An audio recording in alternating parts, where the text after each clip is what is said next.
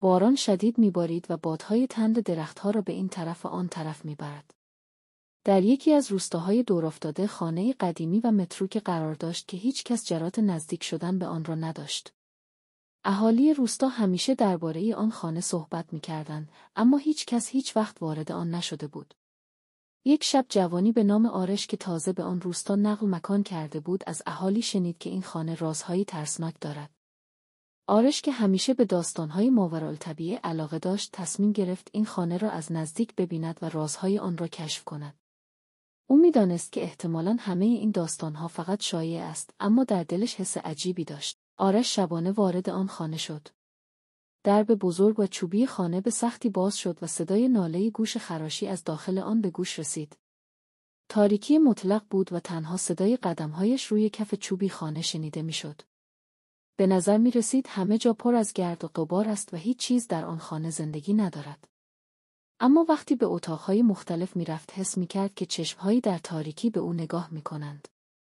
ناگهان صدای خشخش از پشت سرش شنید. وقتی برگشت فقط سایه‌ای محو در تاریکی دید. ترس بر بدنش چنگ زد اما هنوز هم به پیش رفتن ادامه داد. در آخرین اتاق یک آینه قدیمی به دیوار آویزان بود. وقتی آرش به آن نزدیک شد چیزی عجیب دید، انعکاس خود او در آینه حرکاتش را دنبال نمی‌کرد. در عوض چیزی دیگری در آینه بود. یک چهره سیاه و بی چهره که در حال لبخند زدن بود. آرش از ترس بی اختیار به عقب پرید. در آن لحظه صدای خنده‌های خوش‌دار و وحشتناک از دیوارهای خانه بلند شد. همه چیز به هم ریخت. او نمی‌توانست دیگر قدم بردارد.